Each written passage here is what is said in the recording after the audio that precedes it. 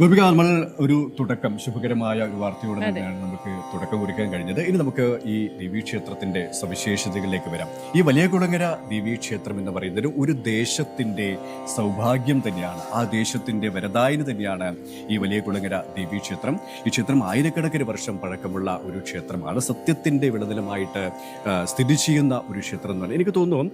ഈ ക്ഷേത്രത്തിന് പറയാൻ ഒരുപാട് കഥകളുണ്ട്. ഈ ദേശത്തിന്റെ ഭക്തമാനസങ്ങൾക്ക് അനുഗ്രഹം ഇവിടുത്തെ ആൾക്കാർക്കായിരിക്കും അത് കൂടുതൽ പറയാറുണ്ട്. കാരണം അവരുടെ ജീവിതത്തിന്റെ ഒരു ഭാഗം തന്നെയാണ് ഈ വലിയകുളങ്ങര ദേവി.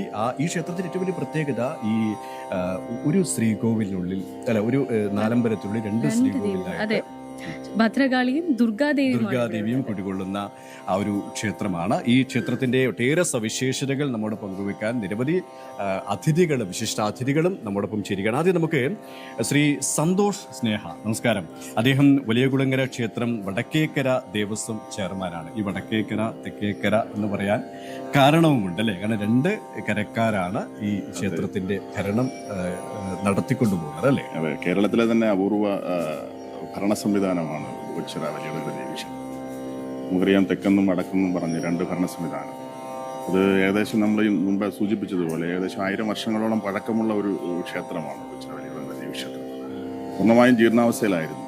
പക്ഷേ നമ്മൾ 2017 ഇതിൻ്റെ ജീർണാവസ്ഥ പരിഹരിക്കുന്നതിന് വേണ്ടി നമ്മൾ ശ്രമം തുടങ്ങി. ഈ 7 വർഷം പൂർത്തീകരിച്ചപ്പോൾ 2017 മുതൽ നമ്മൾ 7 വർഷമായി 7 വർഷമായിട്ട് കഠിനമായ പരിശ്രമത്തിലൂടെയാണ് നമ്മൾ പോയിക്കൊണ്ടിരിക്കുന്നത്. അങ്ങനെ 7 വർഷം കഴിഞ്ഞപ്പോൾ നമ്മൾ ഈ ജൂലൈ 7 സമർപ്പണവുമായി ബന്ധപ്പെട്ട പൂജാതി കർമ്മങ്ങൾ ആരംഭിക്കുകയും ജൂലൈ 15 നമ്മുടെ ക്ഷേത്രത്തിന്റെ പുനഃപ്രതിഷ്ഠ നടത്തുകയും ചെയ്യുന്നു.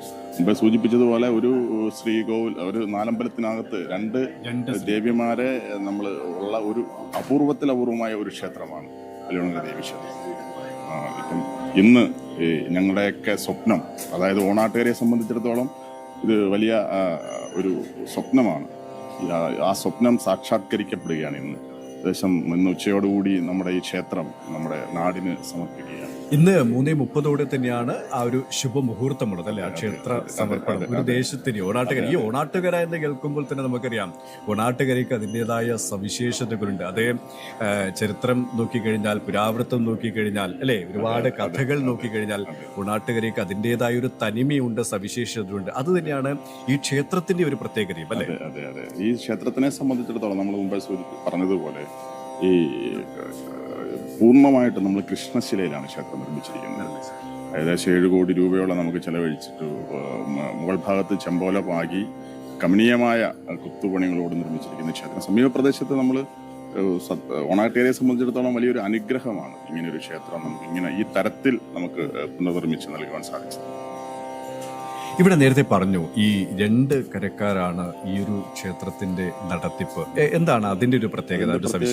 പണ്ട് നമ്മൾ ഈ ക്ഷേത്രത്തിനെ സംബന്ധിച്ചിടത്തോളം ഈ NSS ആണ് ഇതിന്റെ ഭരണ സംവിധാനം നിയന്ത്രിക്കുന്നത്. അതിനെ അടിസ്ഥാനപ്പെടുത്തി തെക്കും വടക്കുമുള്ള 5 കരയോഗങ്ങളുടെ നേതൃത്വത്തിലാണ് ഈ ക്ഷേത്രം ഭരണ സംവിധാനം മുന്നോട്ട് പോയിക്കൊണ്ടിരിക്കുന്നത്.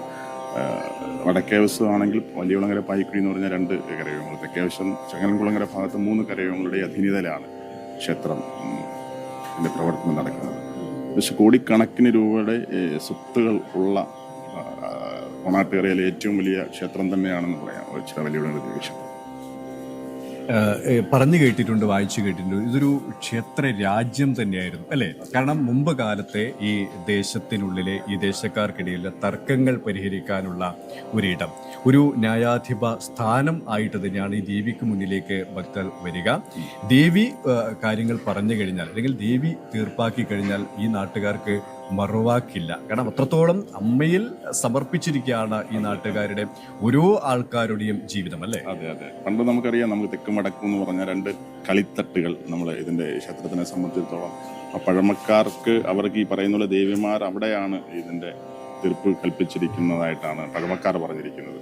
പിന്നെ നമുക്കറിയാം, സമീപ പ്രദേശത്ത് ഒരുപാട് ക്ഷേത്രങ്ങൾ തന്നെ ഉണ്ട്. ഓണാട്ടുകാരെ സംബന്ധിച്ചിടത്തോളം കേരളത്തിൽ തന്നെ ഏറ്റവും കൂടുതൽ ക്ഷേത്രങ്ങളുള്ള ഒരു ദേശമാണ് ഓണാട്ടുകാര. അതിൽ ഏറ്റവും പ്രാധാന്യം ഉൾക്കൊണ്ട് നിൽക്കുന്ന ഞങ്ങളെ സംബന്ധിച്ചിടത്തോളം ഞങ്ങൾക്ക് വളരെ അഭിമാനകരമാണ്.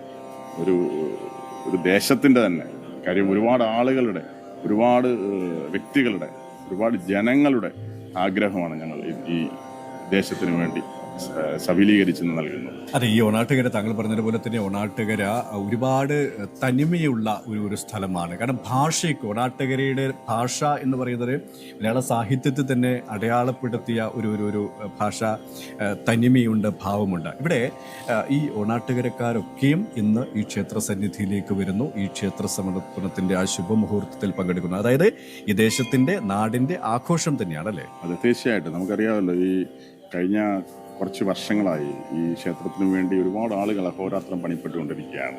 ജൂലൈ 7 മുതൽ തുടങ്ങിയ ഈ ക്ഷേത്ര സമർപ്പണവുമായി ബന്ധപ്പെട്ടുള്ള പൂജകളിൽ ജൂലൈ 15-ന് 10,000-കണക്കിന് ആളുകളായിരുന്നു ക്ഷേത്രം സന്ദർശിക്കുവാനായി ഇവിടെ എത്തിച്ചേർന്നിരിക്കുന്നത്.